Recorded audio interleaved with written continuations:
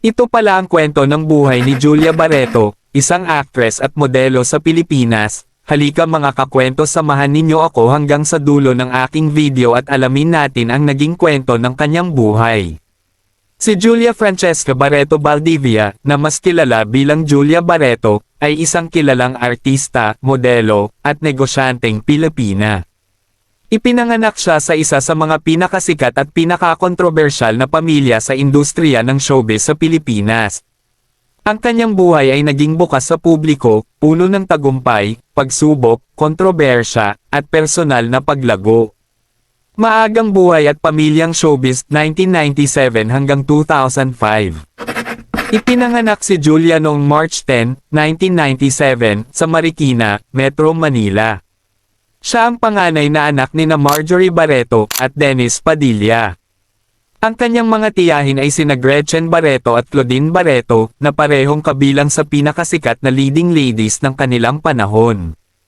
Lumaki si Julia kasama ang kanyang mga kapatid na sina Danny, Claudia, Leon, at Erich.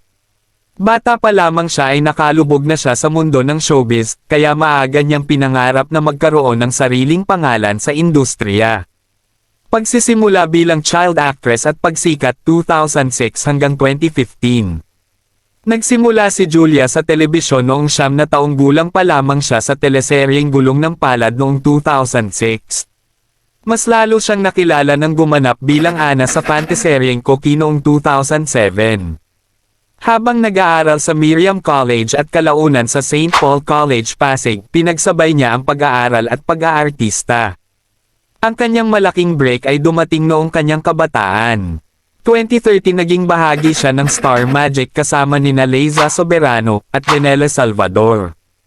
2014 nakuha niya ang pangunahing papel sa teleseryeng Mirabela. 2015 nagtapos siya ng high school at tuluyang nag-focus sa kanyang karera bilang artista. Panahon ng Joshua at matinding tagumpay, 2016 hanggang 2019. Lalo pang sumikat si Julia nang ipares siya kay Joshua Garcia. Ang kanilang tambalan na tinawag na Joshua ay naging isa sa pinakamalalaking love teams sa bansa. Kabilang sa kanilang mga matagumpay na proyekto ang Vince and Kat and James, 2016. Love You to the Stars and Back, 2017. Ngayon at Kailanman, 2018. Sa kasagsagan ng kanyang kasikatan, ipinakita rin ni Julia ang kanyang pagiging independente. Sa edad na 19 na ay nagsimula siyang magpagawa ng sarili niyang bahay, at sa edad na 22 ay nakalipat na siya rito. Mga kontrobersya at personal na paglago 2019 hanggang 2024. Noong 2019, naging sentro si Julia ng malaking kontrobersya matapos ang mga usap-usapan kaugnay ng paghihiwalay ni Gerald Anderson at ng dating kanyang karelasyon. Dahil dito, nakaranas siya ng matinding batikos mula sa publiko at social media. Sa kabila nito, pinili niyang manahimik at ituon ang pansin sa kanyang personal na pag-unlad at karera. Noong 2020, umalis siya sa Star Magic at lumipat sa Viva Artists Agency. Noong 2021, inilunsad niya ang kanyang lifestyle brand na The Juju Club at opisyal ding kinumpirma ang kanyang relasyon kay Gerald Anderson. Muling pagsikat at pagbabalik ng Joshua. Noong 2024, muling nagtambal sina Julia at Joshua Garcia sa pelikulang On, Happy For You.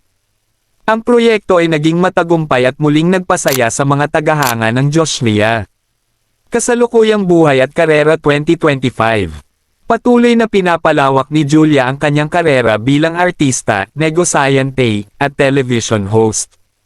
Noong 2025, naging regular siyang co-host ng Itbulaga sa TV5, marami ang humanga sa kanyang kakayahang magpatawa at maging natural sa harap ng kamera. Sa mga nakaraang taon, mas naging kilala rin siya bilang isang independent at matatag na babae na matagumpay na nabalance ang kanyang negosyo, pag-ho-host, at pag-arte, pamana at impluwensya. Sa kabila ng mga kontrobersya at pagsubok, napatunayan ni Julia Barreto na kaya niyang bumuo ng sariling pagkakakilanlan sa industriya, hiwalay sa anino ng kanyang sikat na pamilya. Ngayon, siya ay itinuturing na isa sa mga pinakasikat at pinaka-impluwensyal na artista ng kanyang henerasyon sa Pilipinas.